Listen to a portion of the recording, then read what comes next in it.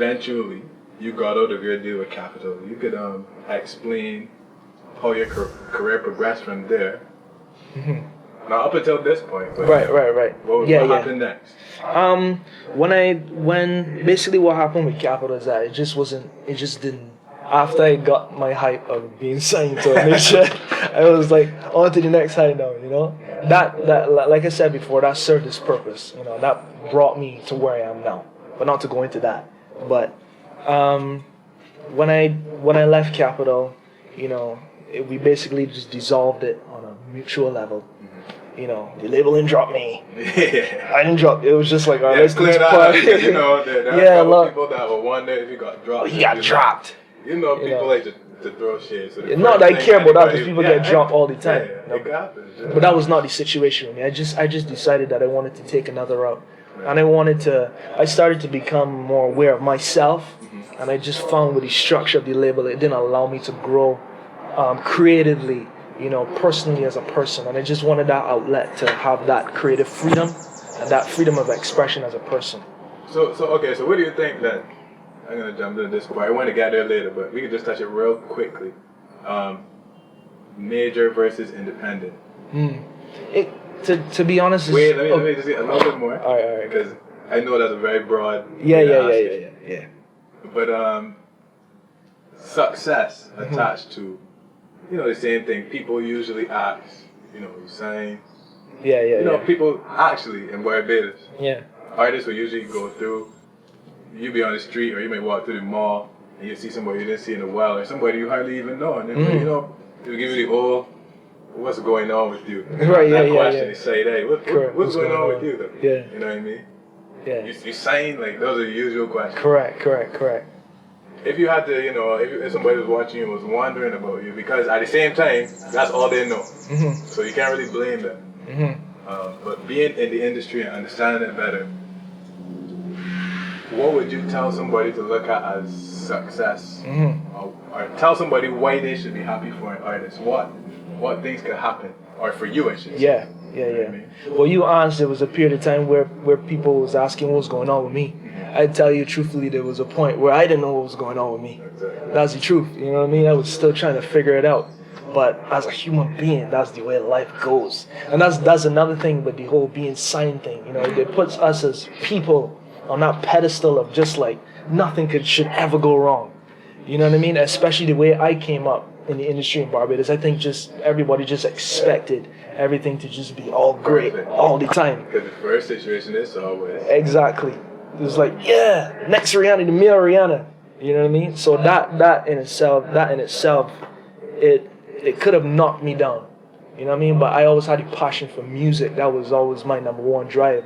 So somehow, even though I was still trying to figure it out, I had to develop my craft because that's all I really knew. That's all I only knew how to express myself with music. You know what I mean? So all that time I was growing. You know, I was building my skills in songwriting. I spent time around other songwriters. I learned how to record my own songs. I learned how to produce better. In the same industry, making money from the same industry. Absolutely, it's true. And it's some true. of these people are independent, you know. Exactly. We could call actually a couple names of artists that people follow right now that are independent. Yeah. And they actually see, most of the time, a bigger chunk of the money. Of the proceeds than somebody that is signed. Yeah, and they usually have more creative control, so it really depends on the artist. Yeah, and the brand, it can work both ways, you know? Because a major situation could help, a specific artist could definitely fall right under that formula as well. True. You know what I mean? Some more major pop artists. And they got some artists that not signed to major, making more money. By far. You know what I mean? So like... I'm a fan of Chance about. Exactly. You got some artists that we would never even hear about unless we go to YouTube. But it's different now to then. Now we have the internet. The internet is your record label. Like an old dude. Yeah, babe. No, seriously. Not a big grandfather. No, seriously. Because when I started doing music, Soulja Boy was the biggest thing on the internet. I had no idea how to use a camera. Like I was like new to it, because I came in when there was like a transition from the old, like a 360 deal was the new thing. Was the new thing. You know what I mean? So like a lot of things, I was right at the cusp of the change. Yeah, you were. You know, so I could say from then till now. I feel like there's another change though with streaming. Yeah, absolutely. That's another story. Yeah. Next time we see each other. Yeah. Let me see. let me see. There was a point to me, I guess. Yeah, I'm gonna touch on this. You know, my brain is always in the marketing side of things, but there was a point to me coming back to Barbados where you were like a golden boy in Barbados. I guess this would be the same period when you had the deal, you know. Yeah. Oh yeah, etc. Around that same age of 17, I felt like you were, you know, the perfect image, content-wise, to be an ambassador for any product or brand here. Just because, you know, it was also conservative. You were young. It was pop. I know overseas you would have had certain business relationships through music. You know, a company or two would shoot you some gear. You know what I mean? Different things like that.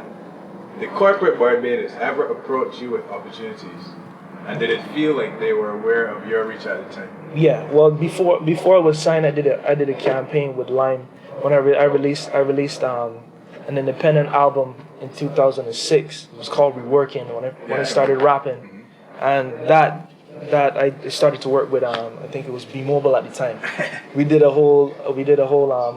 book covers, and you know that was a campaign, and that was like one of the most outstanding things that I did, like with corporate Barbados. Young veteran though, dude. Yeah. Well, that was 2006, and that was I would say that was the thing that stood out. When I got signed, then I did the Chum FM show, which the Barbados Tourism Authority, they approached me to do that. But even though there were people that reached out, those being the two that stand out in my head right now, I still felt as though there could have been more on both of our parts. Yeah, absolutely. Because obviously, you know, we don't believe that you should depend on anybody, but at the same time, we're doing an interview and it's public, so it's good to let people know that we think. Yeah, absolutely. Sorry, that I think. I'm asking your opinion. Putting words in my mouth, man.